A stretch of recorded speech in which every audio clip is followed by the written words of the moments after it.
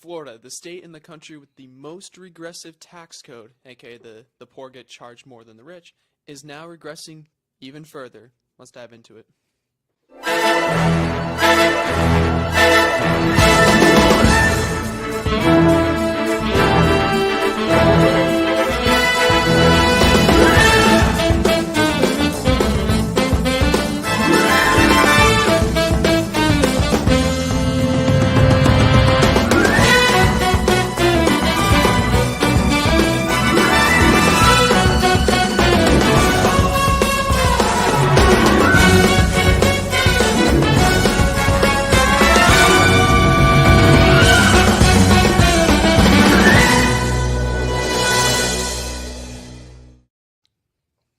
All right. So Florida Senate Bill 50 imposed over $1 billion in extra taxes on consumers by collecting sales taxes on all internet purchases, yet redirected the revenue to tax cuts for businesses.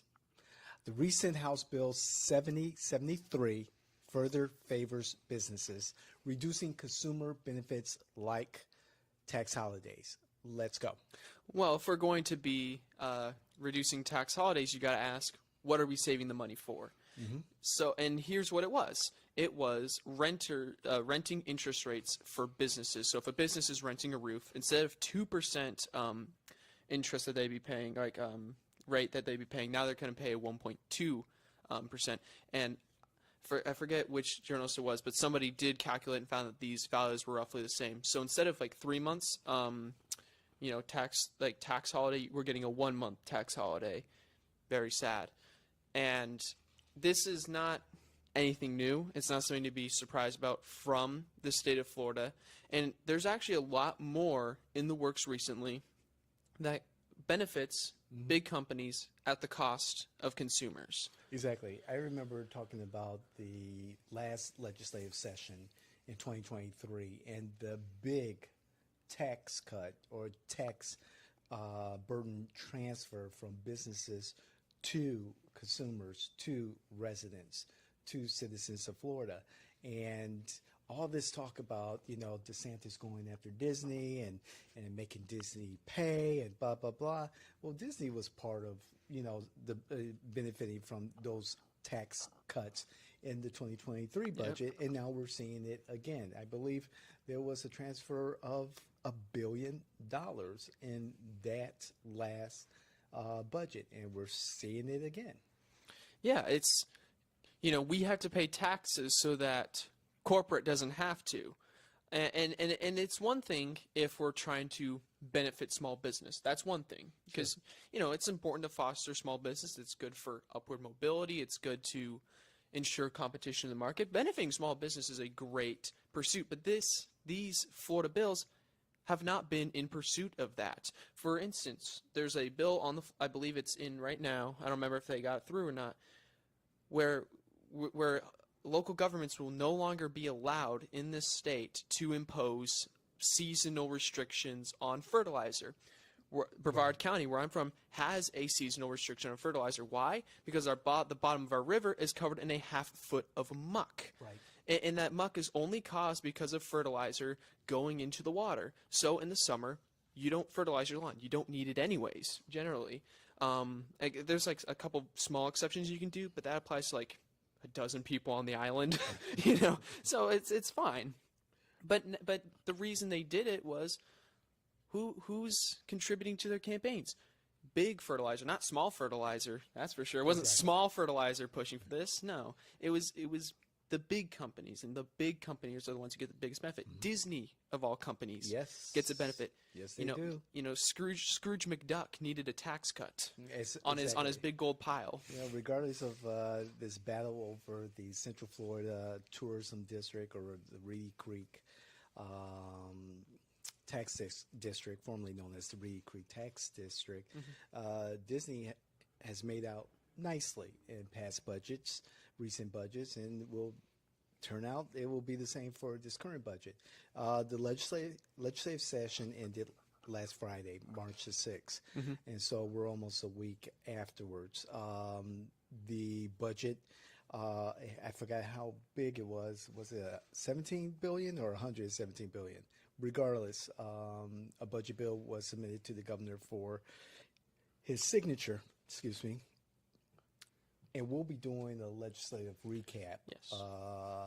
legislative session recap, looking at all the things that were passed by the legislature, determining which ones will make for good conversation and things that you, our viewer and listeners, should know. And we're going to have that conversation about what's really important. And I believe what you just said, the fertilizer tax or exemption or whatever, is going to be in that particular conversation in regards to the budget. Yeah, That was.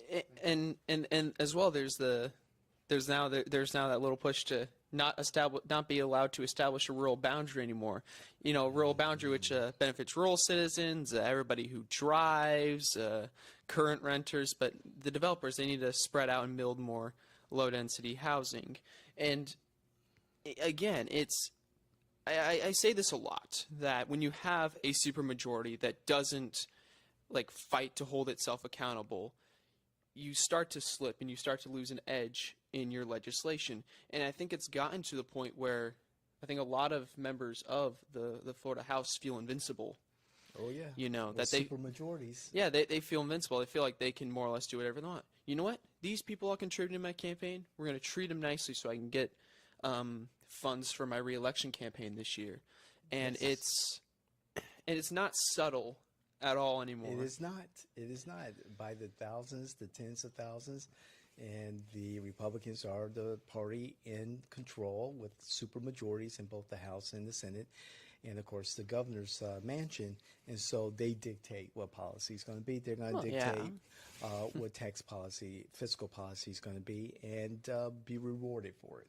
Of course. And I mean, they've called emergency sessions, and they would still not address dinner table issues. They would be addressing, we got to call an emergency session to declare that we no longer recognize trans people on their driver's licenses. This is a national emergency. DeSantis was losing poll numbers. Yeah. You know, we have to fight for the big businesses that paid for our campaigns, not for the citizens that voted for us, not for the small donations made by ordinary folks, but just them.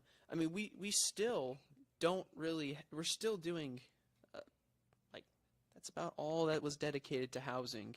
Yes. I mean, the housing prices, they're going up and up. Insurance prices, they're going up and up. Property insurance, yes. It's going Took the words up and right up. out of my mouth. I mean, property insurance has still not been addressed here in Florida, despite the Band-Aid proposals that were made. We're still looking at a need for relief for property owners, for homeowners, and their property insurance.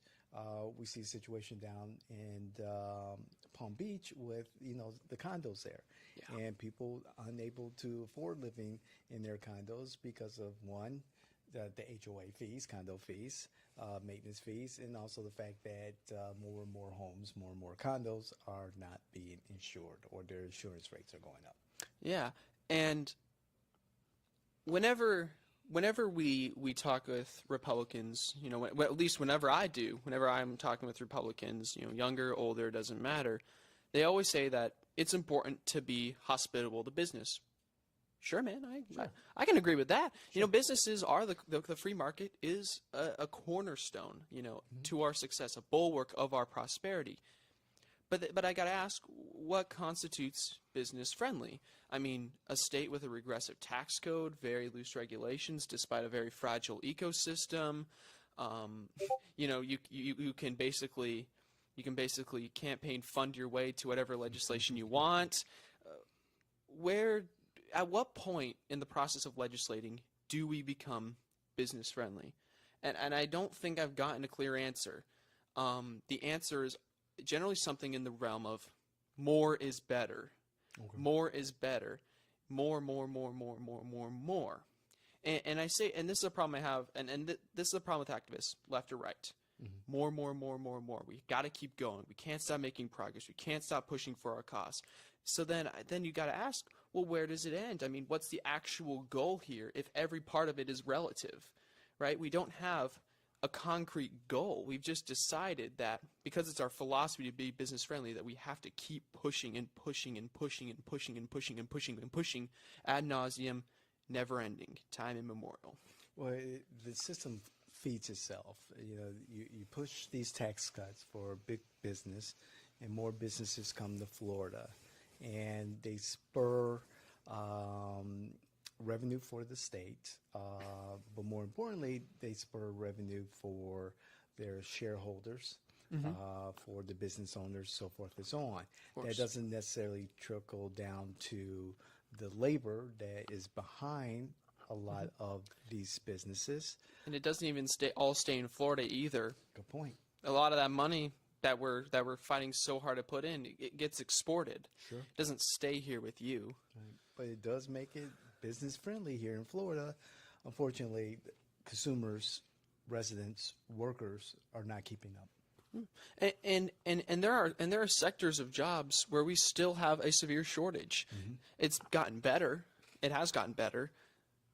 But we still need. But we're continuing to work hard to expand our businesses into sectors that already have a job shortage.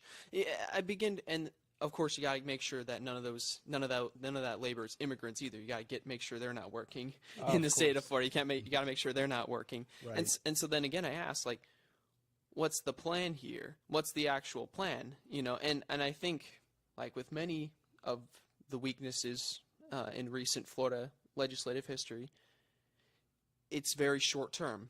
It's very right now. I need campaign funds right now. You know, I don't want to pay taxes this year. You know, it's not what is this all going to mean in 4 years? It's DeSantis is running for president this year. We got to pass all these things to see if we can get his poll numbers up. You know, show results. Show that Florida is the test kitchen for America, and what passes in Florida will pass in the rest of the 49 remaining states. Correct. And immediate results, like you said, we're not investing anymore. We want it now. You know, we would take a loan right now rather than invest our money and, you know, pay us down through interest. We'd rather just have a big loan right now. That's the way I would describe them. They would take a big loan right now and pay interest on it later, then invest money into, say, something like a CD and just live a little bit more frugally right now and not be in debt. It's selling the future for now. It's, you know, we'll push these problems off to later. We want, you know, children are our future, but today belongs to me. Sure. It's, I mean, like I said, this is not new. This is not revolutionary, what's happening here. This isn't astounding. I wasn't flabbergasted and falling off my seat when this happened. But it is still a shame that that we're still going down this road. Like, when is enough?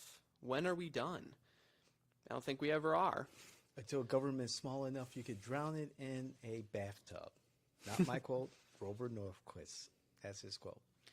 It's a classic quote. A lot of conservatives love it. Yes, indeed. And I think that's where, I think that's where the fiscal policy, conservative fiscal policy is at.